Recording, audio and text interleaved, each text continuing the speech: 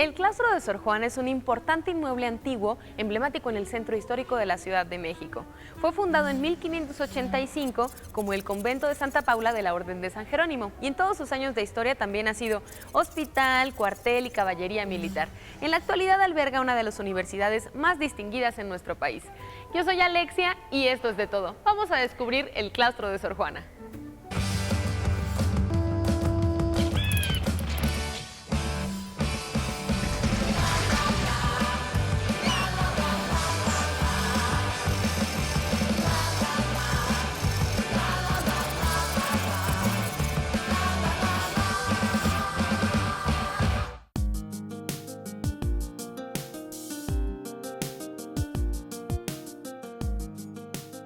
Para conocer los diferentes espacios que conforman el claustro de Sor Juana, nos acompaña en un breve recorrido Ana Piñó.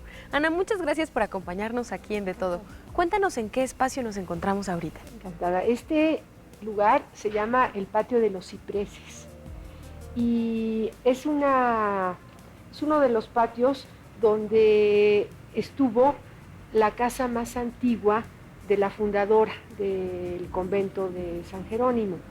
Este espacio, este patio, es parte de lo que era el solar que el Hernán Cortés dio a Andrés de Barrios, que fue uno de los conquistadores y fue padre de la fundadora, que fue Isabel de Barrios.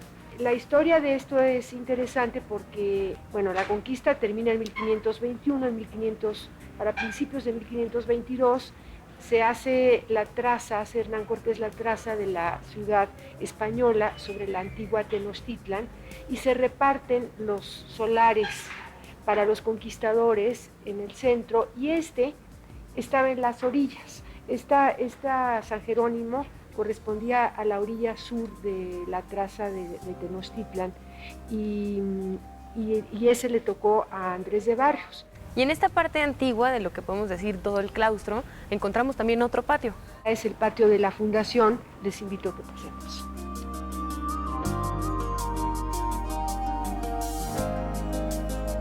Aquí justamente está esta placa, menciona a doña Isabel de Barrios, fundadora en 1585. Este patio, por lo tanto, se llama Patio de la Fundación. Ella dona la casa, pero es su hija, una de sus hijas, tuvo 5 hijas, de las cuales solamente una se casó y todas las demás se hicieron monjas.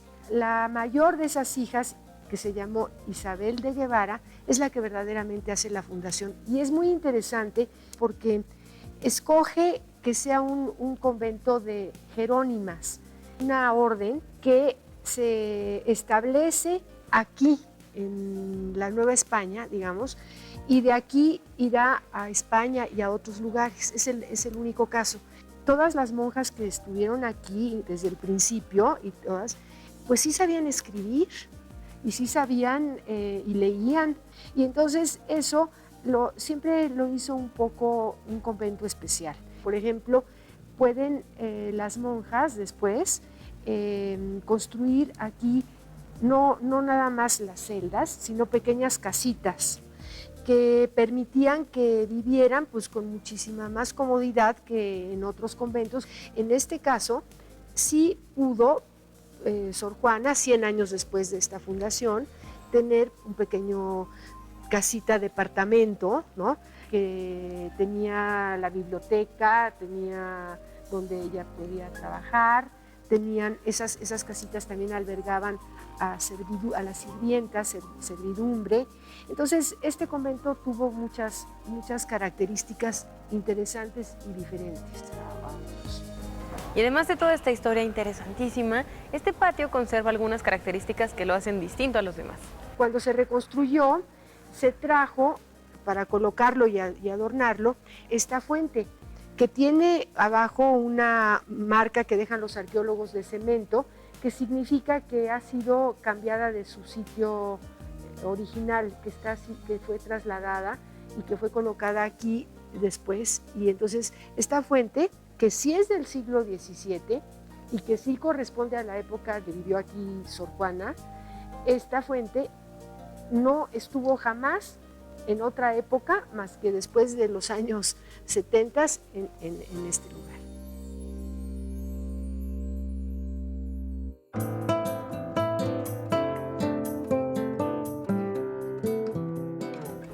¿En qué patio nos encontramos ahora, Ana? Mira, ahora nos encontramos en el patio de las novicias, que también nosotros llamamos el patio de las ruinas, porque aquí podemos ver muchísimas de las ruinas del siglo XVII que correspondían a la parte donde vivían las novicias. Son restos de habitaciones que también deben haber tenido, bueno, algunos son cuartitos, otros son entradas para escaleras, y esto se dejó en la superficie porque está un poco más alto que otras zonas donde ya las ruinas quedan debajo, como a 1,5 metros de la superficie actual. Y es que todo esto se construyó y se reconstruyó y se construyó encima muchas veces, no así el templo. El templo empezó a construirse alrededor de 1619, ¿no? Y se terminó de construir unos 8 años después. Y todavía podemos ver aquí los contrafuertes, los muros, y donde podemos ver muchísimas piedras de estas rojas, que son el tezontle, que son las piedras con las que los aztecas habían construido sus propias construcciones y que los españoles reutilizaron para hacer las nuevas edificaciones. Bueno, antes de ir al gran claustro, Alexia, te quería comentar de algo interesante que hay aquí, que son estos espacios, por ejemplo, este arquito, en la época de Sor Juana y en la época de la colonia, estaba abierto y daba a un nicho que está del otro lado, donde era el confesionario. Aquí hay varios. Estos pequeños cuartitos eran donde las monjas entraban y veían a través de estos árboles que deben haber tenido celosía a el sacerdote que les confesaba. Porque las monjas de este claustro eran de clausura, no podían salir. De alguna manera somos testigos de la vida conventual.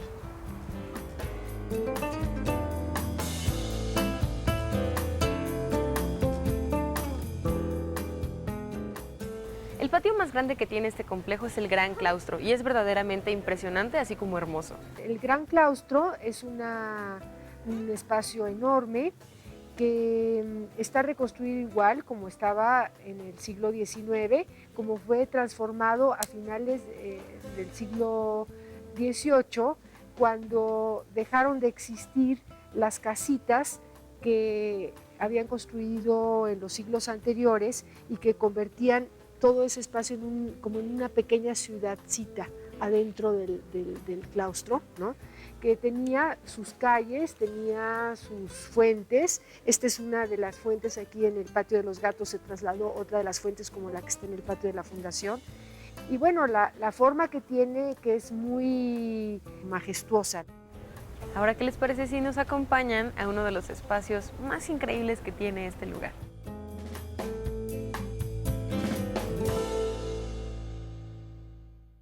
Y antes de entrar al Auditorio Divino Narciso, nos recibe nada más y nada menos que la propia Sor Juana. Así es, este es una copia del retrato que hizo Miguel Cabrera de Sor Juana. No es un retrato, no existe retrato de Sor Juana en vida, se hizo como por referencia. Entonces, debe haber habido algo en lo que se basaron Miranda, que fue el primero que hizo retratos, y Cabrera, que siguió ese parecido. Es como un retrato que posiblemente haya hecho como retrato hablado y coincide con otras imágenes que hay de ella. Y adentro aquí vamos a pasar al sotocoro, que es la parte donde podían estar las monjas y donde podían escuchar misa. Tenía una celosía que vamos a ver, que la separaba del templo. Vamos al sotocoro.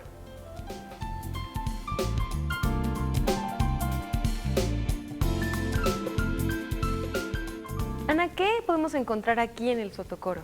Aquí justamente tenemos los restos de Sor Juana, que están aquí, en ese nicho, que se colocaron en 2015, después de haber sido descubiertos más de 30 años antes, en este mismo lugar, en esta parte que era donde las monjas acudían a misa, pero donde también eran enterradas en el subsuelo.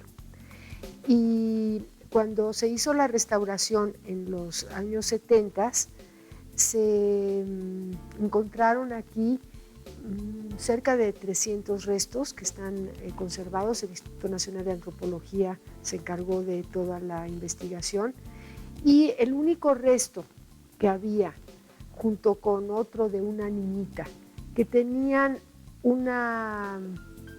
restos de una indumentaria, de un hábito, eran los que están ahí, que además estaban con un medallón de los que usaban las monjas, un medallón de concha, ¿no?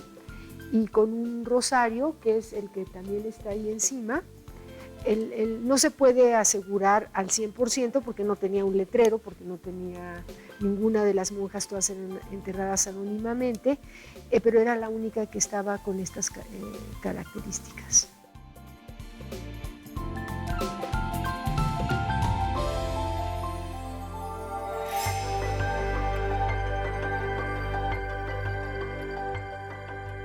El Auditorio Divino Narciso es un espacio completamente acondicionado para que en él se puedan llevar a cabo conciertos acústicos con la más alta calidad.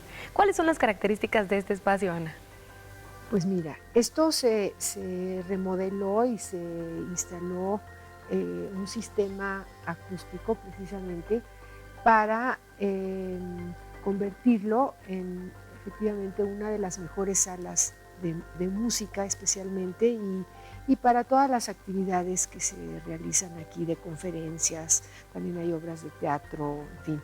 Lo interesante de este proyecto es que ahora mismo, si alguien está al fondo, nos puede escuchar con toda claridad hablando en este nivel, ¿no? Porque los paneles que construyeron arriba y por ejemplo, como retablo, que es un retablo que se armó con piezas que había de lo que donaron aquí, que es un retablo barroco y otras piezas, se armó y se colocó en este panel o plancha que está inclinado, que funciona como concha acústica. Y en el otro lado, por ejemplo, los arcos donde estaban los nichos, que son los confesionarios que vimos afuera, ¿no? En las ruinas, esos tienen ahora unas parabólicas que también reflejan el sonido que están adentro.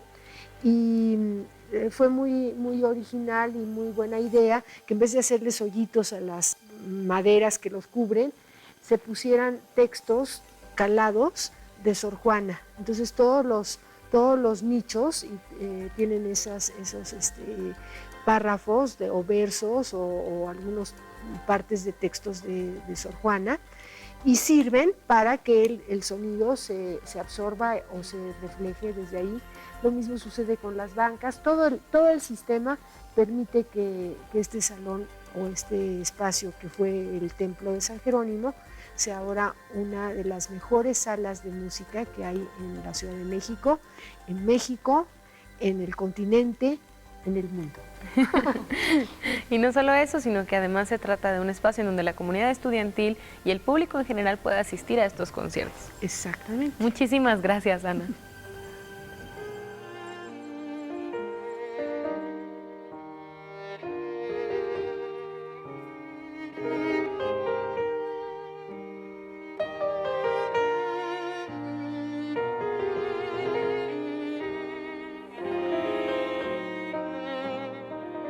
Carlos, ¿cuál es la visión que tiene el Colegio de Comunicación? ¿Qué es lo que lo hace tan distinto? Entonces somos una escuela de comunicación muy centrada en temas sociales, muy centrados en la resolución de problemas a través de la comunicación, más que de la parte meramente expresiva. Y obviamente eso hace que la investigación sea un elemento importante. vemos una característica y es que mucho de lo que enseñamos lo investigamos también acá, es conocimiento desarrollado acá mismo. De hecho, ahorita estamos en el área donde están las celdas de los investigadores. Estamos en un exconvento y nos pareció que la manera más adecuada de permitir que los investigadores del colegio se centraran en su trabajo y demás, pues es justamente en estos cubículos que repiten un poquito esa estructura de la celda, ¿no? Ahora, el Colegio de Comunicación también cuenta con 2 elementos que en lo personal me parece que hacen que la comunidad de esta escuela tome fuerza propia, tenga identidad y sobre todo una presencia, no solo en la comunidad estudiantil, sino también en la ciudad. Sí, fíjate, el tema es que no podemos enseñarle a los chicos a ser críticos con los medios si no les enseñamos a trabajar en ellos desde la perspectiva en que ellos consideren más adecuada. Entonces tenemos 2 proyectos que son el Claustro TV, que lo pueden encontrar en el claustro.tv, o Radio C, que bueno, es un proyecto de radio comunitaria de los estudiantes del claustro. Perfecto, ¿qué te parece si vamos a conocer estos espacios? Súper, vamos para allá.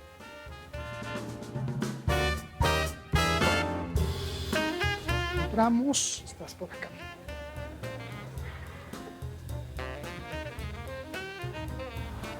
Así que esta es la cabina. Aquí es donde trabajan principalmente los chicos. Tenemos 2 cabinas de radio en realidad, el máster está de aquel lado, pero esta área es donde hacen las entrevistas, han hecho hasta algún concierto radiofónico acá mismo, y aquí es donde hacen toda la preparación. De hecho, acá ahorita están empezando a programar con 3 meses de anticipación, sobre todo porque están entrando muchos alumnos que no son de comunicación, entonces hay que generar esa curva de aprendizaje donde ellos aprenden a plantear sus proyectos y a ponerse de acuerdo entre ellos sobre los contenidos que van a llevar. Parte importante del trabajo que han hecho estos chicos ha sido, por ejemplo, ponerse en contacto con otras radios comunitarias que han venido a platicar con ellos, a colaborar con ellos y sobre todo a estar escuchando, por ejemplo, qué se hace en radios comunitarias en Estados Unidos y en otras partes del país. Y eso les ha permitido también hacer planteamientos propios sobre cómo quieren que funcione la estación. Lo más importante sobre el contenido es que también aprendan a programar para generar una barra de programación que sea interesante, que vaya de acuerdo con las necesidades de la estación y con sus propios intereses. Lo padre es dejarles a ellos totalmente el funcionamiento de la radio. Ellos deciden todo, tienen su propia estructura de dirección, su propia estructura de producción y su propia estructura de organización. Y eso posibilita que ellos lleguen más preparados al trabajo, simplemente porque ya pasaron por todas las áreas de la producción radiofónica en el caso de radio. Ok, ¿qué te parece si ahora entonces visitamos el estudio de televisión? Porque también hay un estudio de TV aquí. Tenemos un estudio de televisión moderno en un exconvento del siglo XVI.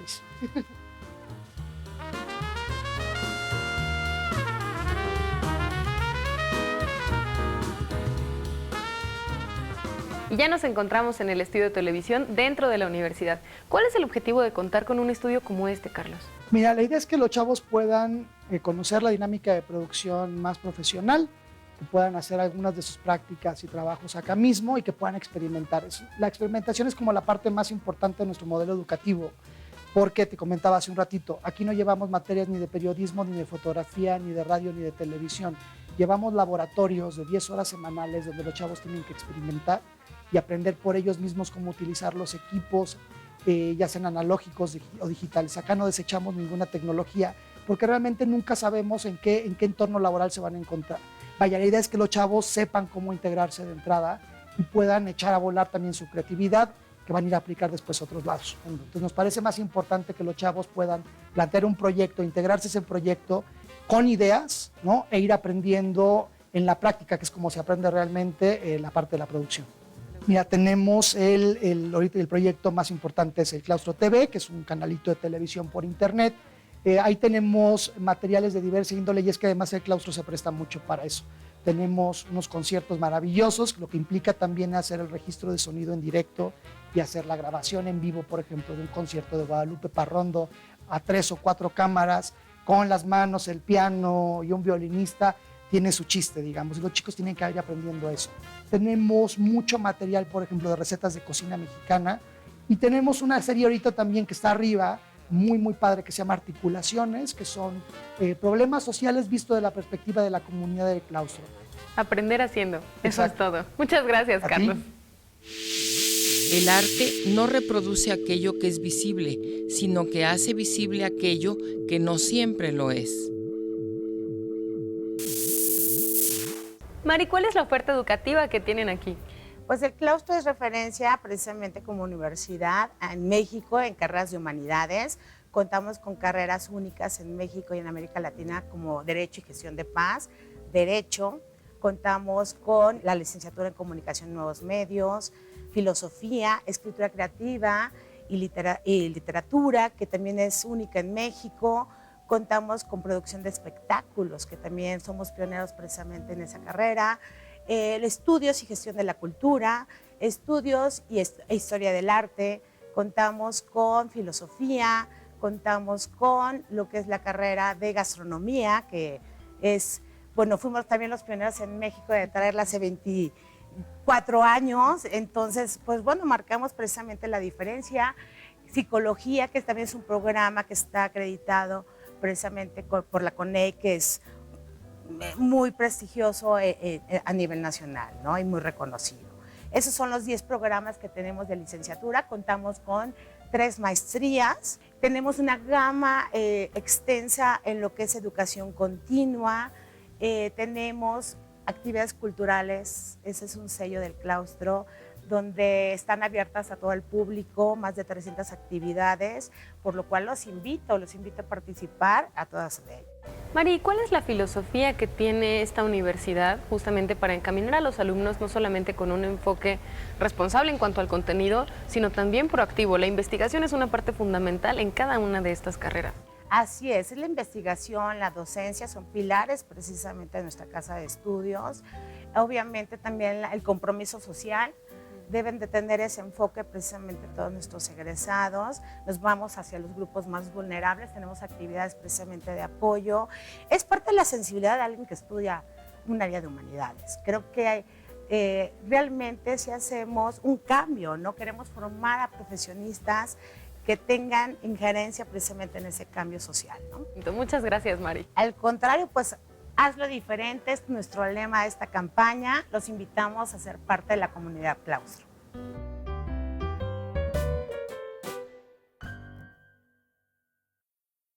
Durante más de 4 siglos, el claustro de Sor Juana ha permanecido de pie como una de las joyas históricas más importantes en nuestra ciudad. Y en la actualidad también es un punto de referencia para las humanidades en México. Por hoy nos despedimos, pero ya saben, en Facebook y en Twitter esperamos sus comentarios. Y si quieren volver a ver este o cualquiera de nuestros capítulos, están todos en nuestro podcast en iTunes y nuestro canal en YouTube. Yo soy Alexia, esto es de todo. Los espero la próxima.